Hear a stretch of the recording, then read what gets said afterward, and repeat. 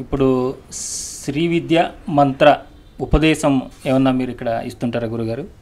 ఇస్తానన్న వారి యొక్క స్థితిగతులను చూసి వారి మనస్థితి, ఎందుకంటే మనోప్రాణ దృష్టిని చాలా మేము గమనిస్తాం నాన్న. వారి మనస్థితి ఎలా ఉంది, వారి ప్రాణం ఎలా ఉంది. ప్రాణం అంటే ఏమిటి స్వామి అని మీరు ప్రశ్న వేస్తారు. ప్రాణము అంటే ఏంటంటే నాన్న, వాడు అంతవరకు అన్నా వాడు చేశాడా మంత్రం, అంటే క్రియాయోగం చేశాడా. సో ఇటువంటివన్నీ గమనించిన తర్వాత సరైన సమయంలో మా గురు పరంపర నుంచి మాకు ఆజ్ఞ వస్తే అమ్మవారి యొక్క ఉపదేశాలు కానీ, క్రియాయోగం కానీ, ధ్యానం కానీ, ఆ సీక్రెట్ టెక్నిక్స్, రహస్యమైన టెక్నిక్స్ అన్నీ కూడా వారికి ఇవ్వటం జరిగింది. అలా లబ్ధి పొందిన వాళ్ళు చాలామంది ఉన్నారు. ఇప్పుడు కూడా ఉన్నారు. షోడశి దాకా వెళ్ళిన వాళ్ళు కూడా ఉన్నారు. పీఠాలు అలంకరించిన వాళ్ళు కూడా ఉన్నారు. ఇవన్నీ మేము బహిర్గతం చేయకూడదు. అంటే అమ్మవారి ఉపాసన చేస్తున్న క్రమంలోనే ఆనందగణ మన అల్లిపిరి విశ్వం గారికి, హరిపరాల విశ్వం గారికి, విశ్వం మాస్టర్ గారికి మహావతార్ బాబాజీ గారి దర్శనం జరిగిందా? చెప్తానన్న, మంచి ప్రశ్న వేశారు. మహావతార్ బాబాజీ అన్నప్పుడు మా నాన్నగారు మాకు చెప్పింది, వారు సాక్షాత్ అమ్మవారి స్వరూపులు. ఆయన అయోనిజుడు అంటారు. ఆయన తలుచుకుంటేనే మీకు దర్శనం, అంతేగాని మీరు అడిగితే ఆయన కనిపించడు. సో నాన్నగారు ఈయన బాబాజీ పంపిస్తేనే భూమి మీదకి వచ్చారు. అది ఆయన యొక్క ఆత్మకథలో ఉంది. అది చదివితే మీకు చాలా రహస్యాలు తెలుస్తాయి. వారు పంపించబడ్డారు నాన్న, కర్మతో పుట్టారు కాదు నాన్న వాళ్ళు. ఏమ్మా, ఇప్పుడు శ్రీకృష్ణుడు, రాముడు వీళ్ళందరూ ఒక అమ్మవారి యొక్క సందేశము అది పెట్టుకుని వాళ్ళు భూమి మీదకి వస్తారు. ఆ పని అయిపోయిన తర్వాత వాళ్ళు వెళ్ళిపోతారు. సో కారణ జన్ములు అంటారు అటువంటి వాళ్ళని. ఏనా ఈ కారణ జన్ములు వీళ్ళు ఆ పని అయిపోయిన ఇప్పుడు అమ్మవారి యొక్క యంత్రాలు, ఈ లలిత సహస్రనామం ఇంగ్లీష్ ఇంటర్నేషనల్గా ఆంగ్లంలో ఆయన ఆల్రెడీ అయిపోయింది. బుక్ కూడా ఇప్పుడు అతి త్వరలో వస్తుంది. అవి 6 వాల్యూమ్స్లో వస్తున్నాయి. సో మరి అవన్నీ కూడా చేయటానికి, లోకానికి ఇవ్వటానికి ఇది నాన్నగారిని ఆ మహావతార బాబాజీ పంపించడం జరిగింది.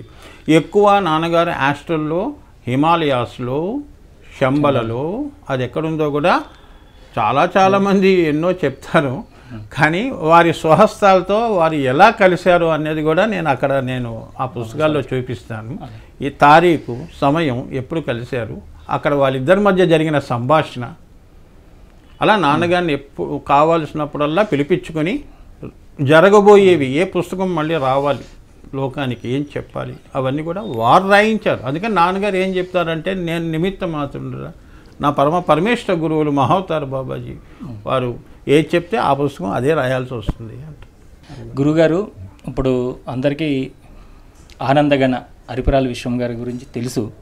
కానీ మీ తాతగారు లక్ష్మీనారాయణ శాస్త్రి గారి గురించి, వారు ఎక్కడి నుండి వచ్చారు, వారికి గురించి చదువుతున్నప్పుడు కూడా మైసూరు పీఠాధిపతులు కానీ, మైసూరు సంస్థానాధీశులు కానీ వీళ్ళంతా కూడా ఆయనకి ఎన్నో సన్మానాలు, ఆయన దగ్గర నుంచి ఎన్నో రకాలైన విద్యలు నేర్చుకున్నారని తెలిసింది. దాని గురించి చెప్పండి. వారు ఆస్థాన పండితులు, అలానే ఆస్థాన పౌరోహిత్యం కూడా చేయటం జరిగింది. అలానే ఎక్కువ ముఖ్య సలహాదారులు వీళ్ళు తాతగారు. వీరు జ్యోతిష్యము, సకల కళా విశారదుడు, ఆయన పెద్ద పేరు. అలానే చల్లపల్లి మహారాజా, కృష్ణా డిస్టిక్లో కూడా చల్లపల్లి మహారాజా, మాది నడకుదురు మా తాతగారు వాళ్ళది. మేము పూర్వం మా వంశస్థులు కాశీ నుంచి మైగ్రేట్ అయ్యారు, వలస వచ్చారు. దానికి సాక్ష్యంగా ఈవెన్ చౌడేశ్వరి అమ్మవారు ఉందిగా, అమ్మవారు, ఆ అమ్మవారిని కూడా సాక్ష్యంగా తీసుకొచ్చిన వాళ్ళు మా నేను 33 నేను 33 నన్ను. సో మా పూర్వీకులందరూ కూడా అమ్మవారి యొక్క సేవలు, శ్రీ విద్యా సేవలు చేసుకొని తరించిన వాళ్ళే. అదంతా కూడా గురుమండలం యొక్క ఆశీస్సులు. అంటే మన గురువుగారు విశ్వం గారు ఈ ఆధ్యాత్మిక ఎదుగుదలలో వారి తండ్రి గారి పాత్ర ఎలా ఉందంటారు? వారు తాతగారు, నాన్నగారి గురించి మా నాయనమ్మ గారికి చెప్పేవాడు, వీడు చాలా గొప్ప పేరు సంపాదిస్తాడు, వీడి వల్ల చాలా గొప్ప గొప్ప విషయాలు, కార్యాలు కూడా జరుగుతాయి. లేకపోతే అవతార పురుషులు కదా నాన్న. ఇప్పుడు రాములు వారు వస్తున్నప్పుడు, కృష్ణులు వారు వస్తున్నప్పుడు ఇలా నాన్నగారే కాదు ఇంకా చాలామంది మహానుభావులు వాళ్ళు శ్రీ విద్యోపాసకులు ఎందరో ఉన్నారు, ఎందరో మహానుభావులు, అందరికీ వందనాలు. మాకు మేము నేర్చుకున్న మా సంస్కారం, దివ్య సంస్కారాలు నాన్నగారు మాకు ఇచ్చింది ఏంటంటే మేము వినయ చక్ర పూజ చేస్తాం, అహంతో చెయ్యం పూజ. ఇక్కడ శ్రీచక్రం కనిపిస్తుంది కదా నాన్న, మేము వినయంతో మేము చేస్తాం. అన్నీ కూడా వినయంతోనే సాధించే ఉంటాయి, గురువుల దగ్గర కానీ అమ్మవారి దగ్గర కానీ, ఆమె అనుగ్రహం పొందాలి అంటే. సో నాన్నగారి గురించి ఆయన మా నాయనమ్మకు చెప్పారు, నేను చూడకపోవచ్చు కానీ నువ్వు చూస్తావు వారి ఎదుగుదల అని. అందుకే తాతగారు 54 సంవత్సరాల్లోనే వారు పరమపదించారు. తర్వాత నాన్నగారిని ఆయన ఆత్మకథ ఉంది, మహావతార్ బాబాజీ ఆధ్వర్యంలో వారి శిష్యులు హాస్టల్లో వచ్చారు, మా నాయనమ్మతో మాట్లాడారు.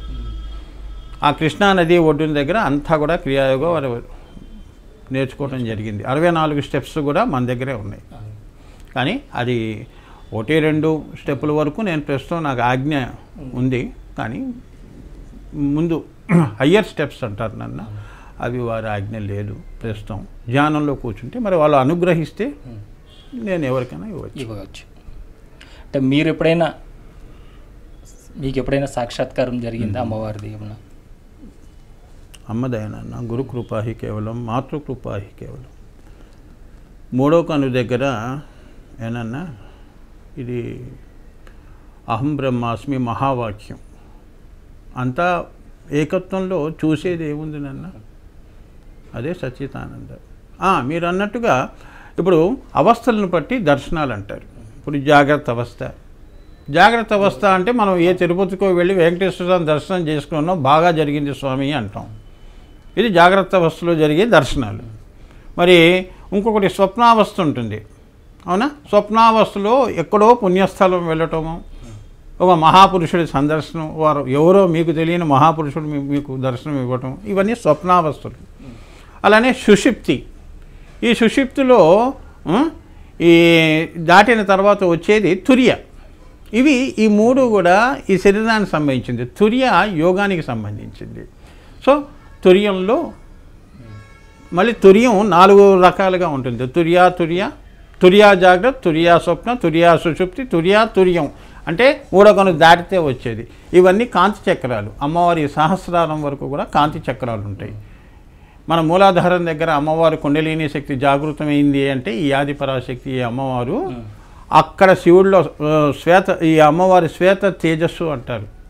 అంటే ఈశ్వరుడిలో కర్ణికలో కలిసినప్పుడు ఏనన్నా ఆ వెలుగు, ఆ మహా వెలుగు అంటారు. అదే వికసించడం, 1000 కమలాలు అంటే అక్కడ సహస్రార కమలం వికసించడం, వాడే బుద్ధిజీవి అంటారు. సో దర్శనాలు ఎక్కడ వస్తాయి అంటే నాన్న తుర్యా స్వప్నంలో వస్తాయి. అలా నాకు అంశదేవతలు నాకు ఎన్నో సందేశాలు వారు ఇచ్చారు. ఇవన్నీ కూడా మనం బహిర్గతం చేయకూడదు. అలాగే గురుగారు.